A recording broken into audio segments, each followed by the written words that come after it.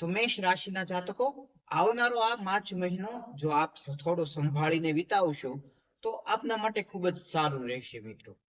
નમસ્કાર મિત્રો, જય સિયારામ. હું યશ નિંબાર આપ સૌનું સ્વાગત કરું છું મિત્રો આપણા આજના આ વિડીયોમાં. મિત્રો આપણા આજના આ વિડીયોમાં આપણે જોવા જઈ રહ્યા છીએ મેષ રાશિનું આવનારા માર્ચ 2026 નું માસિક રાશિફળ. પરંતુ મિત્રો, જો આપે અમારી યુટ્યુબ ચેનલ યશ નિંબારને સબસ્ક્રાઇબ ન કરી હોય અથવા તો ચેનલ ઉપર નવા હોય તો ફટાફટ સબસ્ક્રાઇબ કરો અને બેલ આઇકનને ઓલ ઉપર સેટ કરો, જેથી આપને આવનારા અમારા હરેક વિડીયોના નોટિફિકેશન મળતા રહે.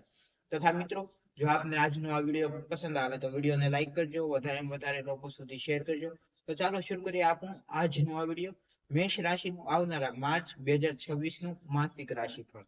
તો મેષ રાશિના જાતકો, સૌપ્રથમ જો આપના કરિયરની વાત કરીએ, આપના કારકિર્દી ક્ષેત્રની વાત કરવામાં આવે મિત્રો, તો કારકિર્દી ક્ષેત્રમાં આ સમય જે છે માર્ચનો મહિનો, એ આપની માટે થોડો મિશ્રિત પરિણામ લઈને આવી શકે છે. આ સમયે આપને મિશ્રિત પરિણામો મળશે.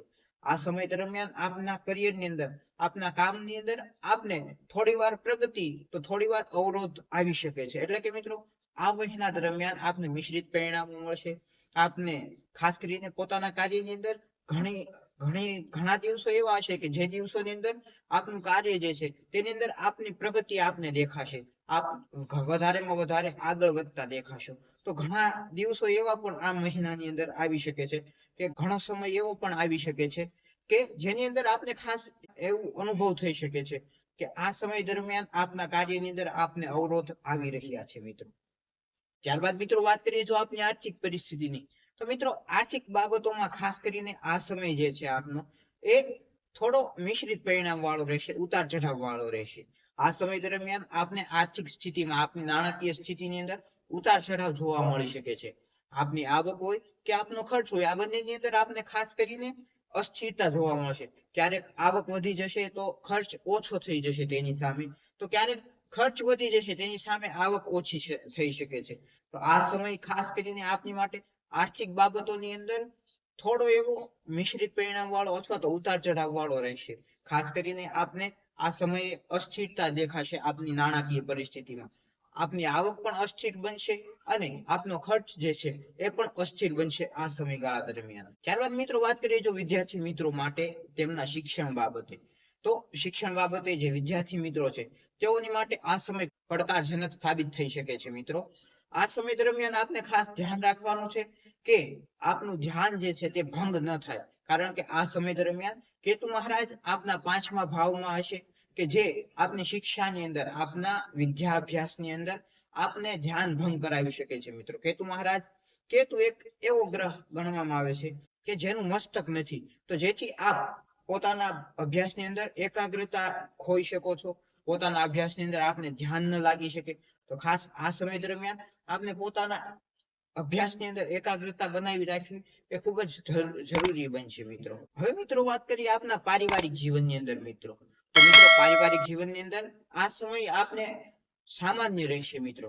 ખાસ કરીને કોઈ મોટા એવા વિવાદની શક્યતાઓ તો નથી, પરંતુ નાના નાના મતભેદ થઈ શકે છે મિત્રો.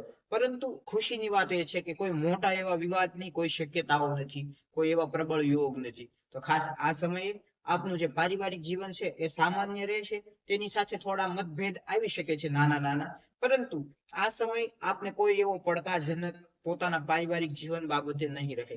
તથા આપ પોતાના પરિવારની અંદર જો થોડી સમજદારી અને થોડું વર્તનની અંદર કાબુ, ખાસ કરીને પોતાના ક્રોધ ઉપર, પોતાના બોલવાના ભાવ ઉપર કાબુ રાખીને બધાને અનુકૂળ થઈને જો વર્તન કરશો, તથા સૌ કોઈની સાથે સમજણથી વર્તન કરશો, એકાબીજીના પ્રશ્નનું ખાસ કરીને નિવારણ લાવવા કરશો, તો આ સમય આપની માટે પારિવારિક જીવન માટે ખૂબ જ સારો રહી શકે છે મિત્રો. ત્યારબાદ મિત્રો જો વાત કરીએ આપના પ્રેમ જીવનની, તો પ્રેમ જીવન માટે ખાસ કરીને જો આપ આ સમયગાળા દરમિયાન જે કોઈ પણ જાતકો પ્રેમ સંબંધમાં છે, મેષ રાશિના જાતકો, તો તેઓને માટે આ સમય થોડો એવો ઉતાર ચઢાવથી ભરેલો રહી શકે છે. આ સમય દરમિયાન આપની અંદર ભાવનાત્મક અંતર અથવા તો ગેરસમજ ઊભી થઈ શકે છે મિત્રો. આ સમયગાળા દરમિયાન થોડું આપને ઉતાર ચઢાવ જોવા મળી શકે છે પોતાના પ્રેમ સંબંધમાં. આપને ખાસ પોતાના પ્રિયતમની અંદર ભાવનાત્મક ઉતાર ચઢાવ જોવા મળી શકે છે આપની અંદર, અને આપના પ્રિયતમ પ્રત્યે આપને ભાવનાત્મક દૂરી આવતી અથવા તો ગેરસમજ ઊભી થતી માલુમ પડી શકે છે. તો ખાસ આ વસ્તુને અટકાવવા માટે આપ એક પ્રયાસ કરી શકો છો કે આપના પ્રિયતમની સાથે બને તેટલો ભાવનાત્મક સંવાદ રાખો અને તેમની ભાવનાઓની કદર કરો, તથા જો તેઓની તરફથી કોઈ પણ પ્રકારનું લેટ થાય, તેમની તરફથી કોઈ ખાસ એવો આપને પ્રત્યુત્તર ન મળે, તેનું દુઃખ લગાડવાને બદલે તેમની પરિસ્થિતિને સમજવાનો પ્રયાસ કરવો મિત્રો. તો આ સમય આપને માટે પ્રેમ સંબંધો માટે પણ તો પછી ઉત્તમ બની શકે છે.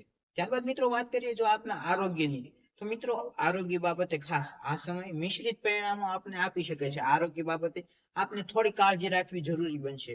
થાક, ચિંતા તથા માનસિક તણાવ જેવી નાની નાની સમસ્યાઓ જે છે તે આપને આ સમય દરમિયાન પરેશાન કરી શકે છે. આપની સામે આવી નાની નાની સમસ્યાઓ આવી શકે છે.